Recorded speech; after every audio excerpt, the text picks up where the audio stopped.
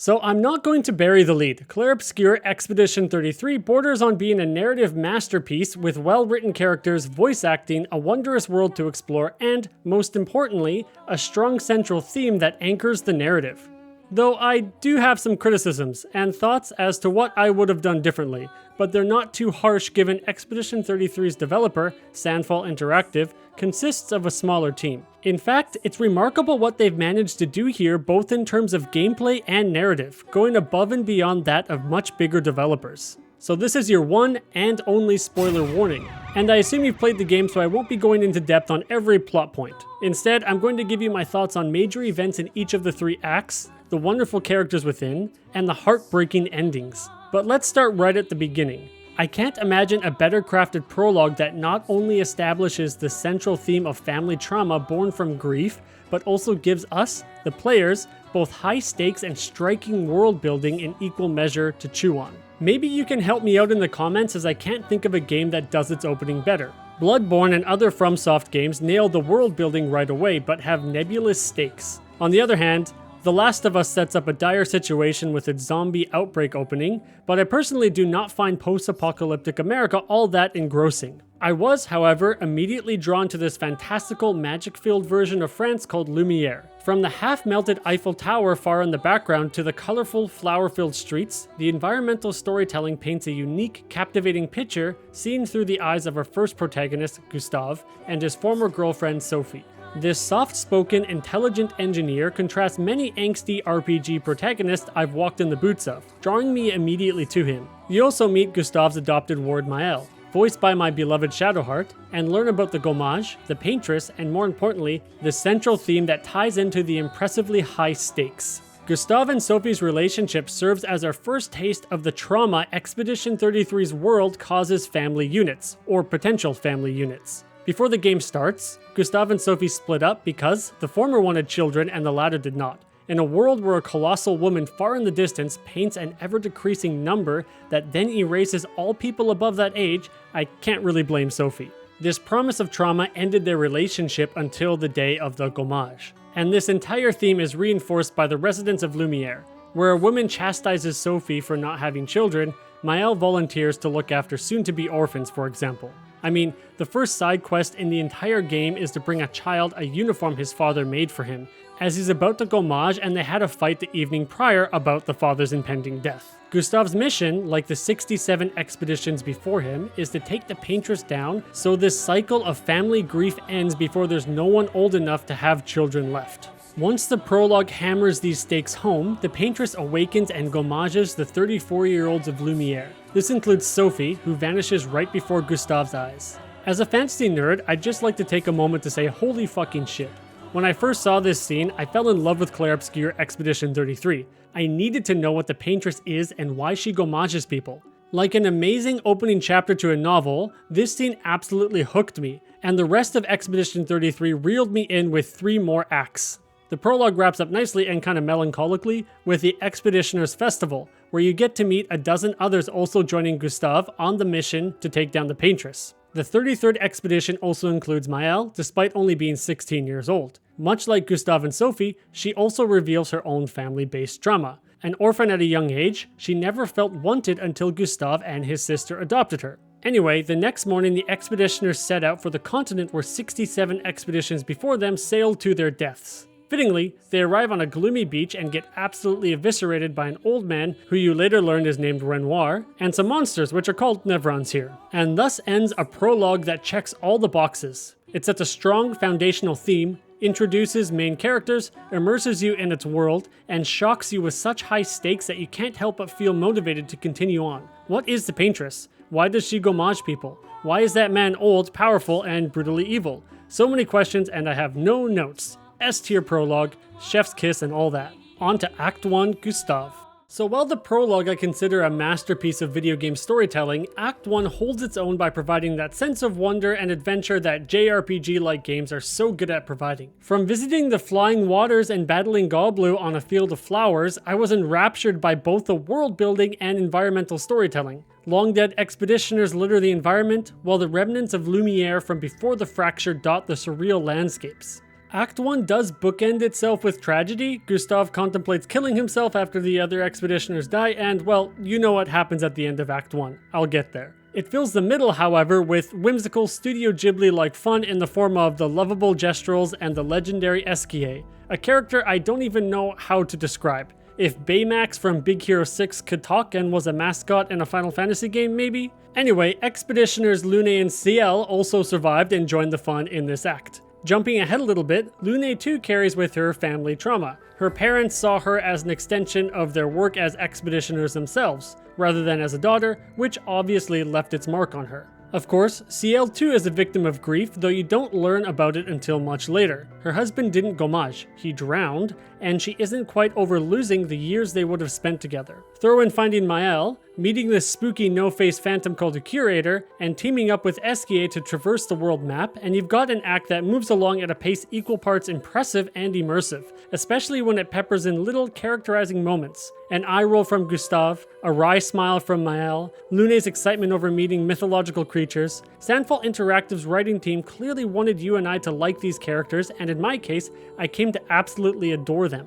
There's even quite a bit of intrigue sprinkled in amongst all the adventure and comic relief, so you don't forget about the main plot. One of them features Old Man Renoir from the beach and a mysterious woman in a mask. While confusing at first, this is a great bit of foreshadowing that helps set up the other acts, as later in the game there's a big reveal about Maelle that wouldn't have hit so well if they didn't lay a solid foundation first. Anyway, Act 1 flew by for me despite exploring every centimeter of the map, including completing the janky Gestrel Beach platforming course before entering the last dungeon of the act. Yes, the Stone Wave Cliffs where Renoir pops by to say hello and kill Gustave in front of his adopted sister-daughter. I'm still in a little shock while writing the script for this video. I truly did not see it coming. This scene is wonderfully done, giving Gustave some agency in fighting back, but as you soon learn, Renoir is immortal and finishes Gustave off. Before he can also whisk away Maelle, however, our new protagonist Verso appears alongside the scarred woman from Maelle's dreams. Her presence wards off the violent old man. Maelle, Lune, and Ciel escape, and the weight of the story feels heavier than ever with the remaining party nowhere close to defeating the Paintress. Back at camp, Verso arrives and explains that he was a member of the very first expedition and that he and Renoir are immortal. He conveniently leaves out the fact that Renoir is his father and that the scarred woman is his sister and an alternate version of Maelle, but you don't know that at the moment. Instead, he says the only way to overcome Renoir's immortality is to take down the Paintress, conveniently tying together revenge for Maelle, Lune, and Ciel with their initial goal. This is where Act 1 ends and Act 2 begins, and so do my criticisms of this otherwise awesome narrative. So first and foremost, it was difficult for me to switch from Gustave to Verso. I love the former for not being a hardened JRPG style protagonist where Verso exudes Clive from Final Fantasy XVI energy and not just because he shares the same voice actor. As such, Verso had an uphill battle to endear me to him after Gustave. The small moments of exasperation between Gustave and Lune when they disagreed and the brotherly or fatherly-like concern for Maelle established him as one of my favorite protagonists of all time. Verso clearly holds a lot of secrets that we, as the players, aren't privy to as well. This created a kind of barrier that held me back from connecting with him at first. The writing team at Sandfall Interactive realized, I'm sure, that killing Gustave and introducing a mysterious new lead would cause a bit of an immersive speed bump, so they went ahead and tried their best to endear me to him. And it kind of worked. First, Verso helps Maelle find a nice spot to bury Gustave's mechanical arm, and has rudimentary scenes with the expeditioners after every major story moment, including his old pal Esquier. He and Lune slowly learn to trust each other and to share a love of music. Ciel and him form a casual romantic relationship and overcome her fear of swimming, and Maelle begins to see him as the bigger brother that, well, he technically is. While these all showed a gentle side to his gruff exterior, I wish Verso was introduced in a more concrete manner during Act 1. He clearly wrote the message for where to find Maelle, followed them through the flying waters. Both the Gestrels and Esquier mentioned him, and you did see him briefly in one of Maelle's nightmares. But I personally think Verso should have had some direct interaction with the party, and that would have gone a long way toward lessening the shock of replacing Gustave with him. Monoko, a Gestrel and the fifth and final party member, also helps provide a lot of context for Verso as a character. While Monoko doesn't have a ton of growth himself, mostly serving up dry comedic relief, I didn't mind this too much as there were so many companions already. I mean, he does fit into the theme of family tragedy when Noko, his father/son, I'm still a bit confused how Gestrels exactly work, dies after the party confronts Renoir. but he's nowhere near as prominent as Lune and Ciel, and definitely not Maelle. And that kind of leads me to my primary criticism of Act 2, where Act 1 established the world beyond Lumiere and gave Expedition 33 its sense of adventure. I thought Act 2 would have the party overcome and grow from their own personal grief. But this wasn't the case. After confronting Renoir in Old Lumiere, the party learns that Verso is Renoir's son and that he's been withholding vital information.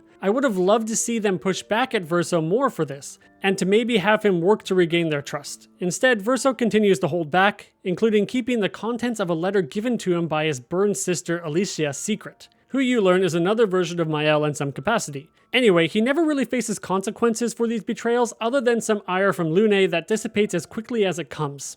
Furthermore, the follow-up quest to forge an all-powerful weapon to break the barrier protecting the Paintress by defeating a couple of monsters called Axons seemed like the perfect opportunity to give Lune and Ciel more agency in the story. Verso clearly is at the center of some family drama, and Maelle is far more connected than she realizes. Lune and Ciel have just come along for the ride up until this point, however. Lune, as previously mentioned, struggles with how her parents treated her as an extension of them, and Ciel gravely misses her husband. Maybe in challenging the two Axons to forge the weapon required, you could have seen them overcome these feelings in some way. Perhaps Lune would find out what happened to her parents, and Ciel would have overcome her grief in order to save the day, as it were. But no, neither occurs, despite both women dealing the final blow on their respective Axon. This sword-wielding masked-themed creature and then this massive dancer in the middle of a gorgeous coliseum. Both quests conclude with nothing more than a cool scene. This is just speculation on my part, but it does seem to me like the original intent of the Expedition 33 writing team was to give Lune and Ciel more to do here. However, for whatever reason, it never came to fruition. Both women do have curious dialogue leading up to landing the final blow on their respective Axons, for example, yet it doesn't tie back into their otherwise flat character arcs. In fact, the expedition consisting of Lune's parents did fall near her Axon, but you cannot reach them until Act 3. Similarly, Ciel confronts the grief of her dead husband in Act 3, mostly tied to dialogue with Verso. Both instances feel like wasted opportunities when the rest of the playable cast, aside from Monoko I guess, features heavily in the central narrative. As a result, the Axon quests slowed the pacing for me for the first time since I started Clair Obscur Expedition 33. Don't get me wrong, I love the combat and visual designs of both dungeons leading up to the Axons and the boss fights themselves, but narratively they lacked.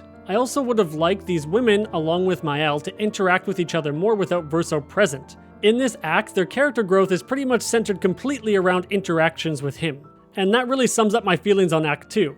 What follows I quite enjoyed, but up until this point I wanted far more growth from most of the cast, and I was a little let down when they didn't get to face their own family trauma to advance the plot.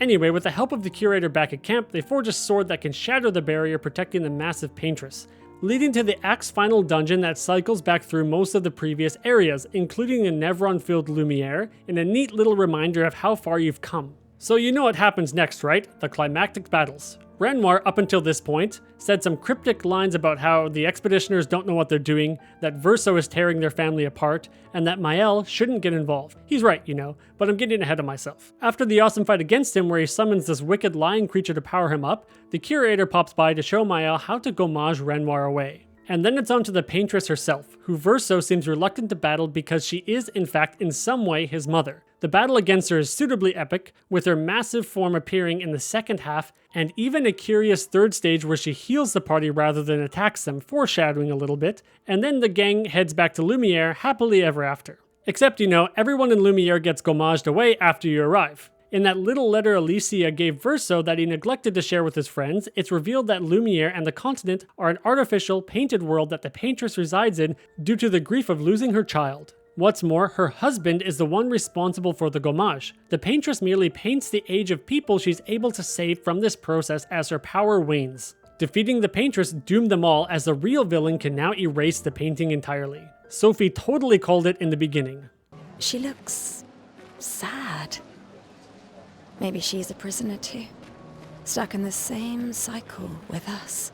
So, I understand this is all a tad confusing because you don't understand until the epilogue scene that there's two worlds. Our real world and the world of Lumiere and the continent, the latter of which exists within a painted canvas. There's the Descendre family, consisting of Verso, Alicia, their older sister Clea, Renoir, and their mother, the Paintress, in the real world, and a painted version of each of them within the painting. Though the real world versions can also hop into the paintings at will, meaning there can be two at any given time.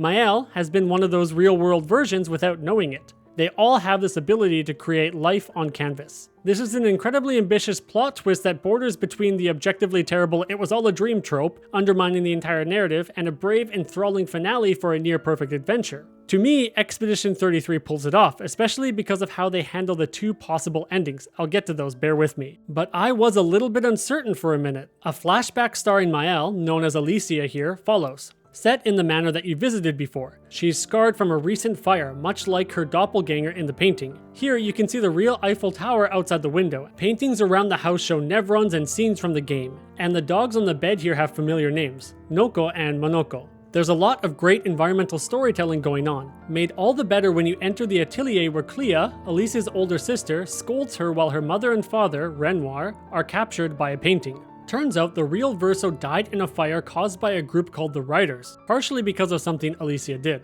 Racked with grief, their mother trapped herself in one of Verso's magical paintings that contains a part of his soul, and Renoir, concerned for her, is attempting to get her out. Family trauma through and through, infecting the painted world from without, bleeding into every character that you've met so far, and serving as an amazingly strong foundation to lay this story upon. So in this flashback, Alicia jumps into this painting much like Mario in Princess Peach's castle, but becomes overwhelmed by her mother's power, thus being reborn as the Maelle you know in the game. I personally loved all this and want to know far more about the war between the painters and these writers, which is reminiscent of Assassins and Templars in Assassin's Creed, which some of the Expedition 33 developers had a hand in actually. It all hints at more games set in this universe. Anyway, with this flashback finished, Act 3 begins, starring Maelle. Maelle regains her memories as Alicia, along with a new hair color in true JRPG style fashion. You surely know as you beat the game before watching this video that the curator is the real Renoir, though I'm not sure why both he and the paintress were spooky no-face phantoms, and that the other Renoir was a painted version the paintress painted to protect this painted world. This raises an important question. Are Verso and everyone other than Maelle and Renoir not real people, and thus not worth saving? It's a question the game asks you to answer for yourself in a brilliant way that only a video game can. Prior to that moment, however, Maelle claims Renoir is a nice guy, but he's totally not actually, as he still wants to destroy this painted world which contains the last piece of Verso's soul in order to protect his wife and his daughter from becoming lost in it. Of course, Maelle, now awakened as a paintress herself, summons her companions back, and they piece out to power themselves up to defeat Renoir and save Lumiere. There's a lot of endgame stuff I won't get into. You can confront the painted Alicia for some closure between her, Maelle, and Verso, and even seek out the last painted version of the Descendre family, Clea, though I haven't done that yet. I'm sure there's some super secret endgame stuff I missed that I'm excited to find as I continue hunting for all the Expedition journals. However, I believe video games shouldn't rely on auxiliary or post-game content to tell their stories. So I'm going to move on to the final confrontations in Lumiere and the end of this wonderfully tragic tale. Renoir, of course, just hangs out as you power up your party, right beneath the half-melted and incredibly striking Lumiere Eiffel Tower. Of course, where else would he be? Renoir, you see, doesn't want to lose his wife or daughter to a painting, especially after losing his son to the fire.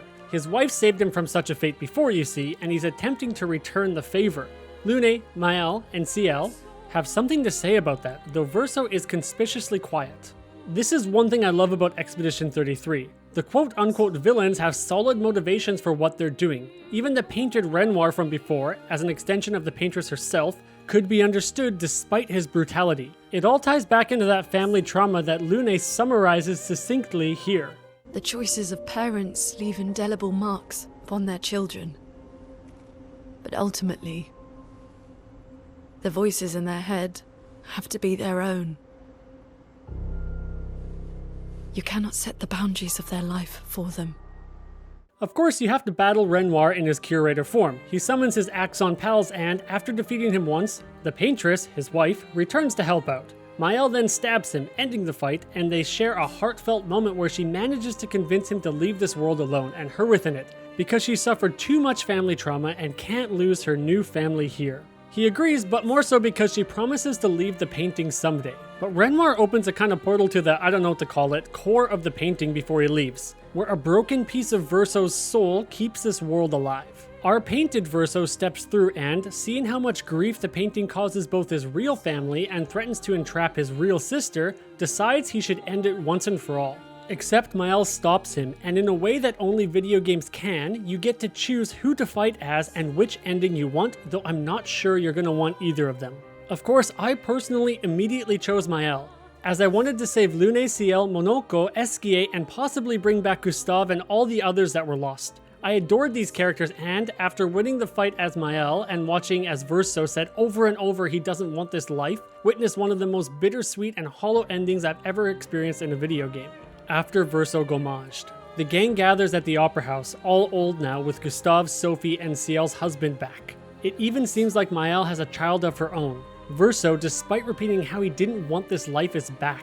He takes the stage, reluctant, and we see a brief flash of Maelle with the painted eyes of someone entranced. He plays a music note and the credits roll. Leave it to the French to absolutely ruin me emotionally. All of Maelle's friends, my friends, are back and live on. But the way this scene is presented feels incredibly hollow. This is no happy ending for Maelle and Verso, though the family trauma held onto by the rest of the cast does seem resolved. But if Maelle can bring back Verso when he didn't want to live in this world, what even are these people? It's an ending I'm still thinking about and going to be thinking about for a long time, which means it's a good one. Of course, I went back to see Verso's ending too, and it's no less melancholic but in a different manner. If you fight and win as him, Maelle, Esquier and Monoko, Ciel and Lune all gommage before his eyes, breaking my heart all over again, especially with how Lune just sits on the floor and watches him. This transitions into a scene depicting the Desandre family standing at the real Verso's grave. Their family is reunited.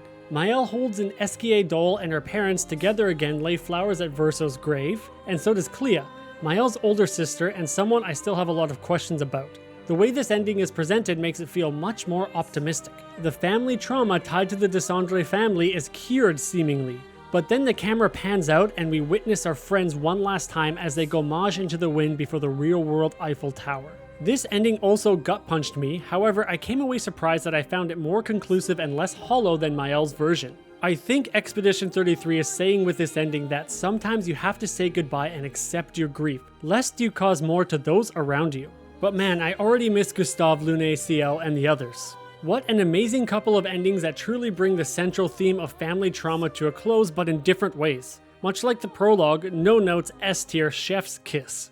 But which ending did you like best? Let me know in the comments. I'm still not sure myself. All told, Clair Obscur Expedition 33 is a masterpiece of video game storytelling, I think, because it sticks so close to its central theme and never strays too far from it, building an incredible world, characters, and a surprising plot upon it. I would only make the switch from Gustave to Verso a bit less of an immersive speed bump, while giving more agency to Lune and Ciel in particular, to help both with pacing and their own character arcs. Even then, it's one of those games I wish I could forget so I can experience it again for the first time, and definitely a universe I want Sandfall Interactive to explore more, and given the game's success, I think they will do something more with Clea and those mysterious writers.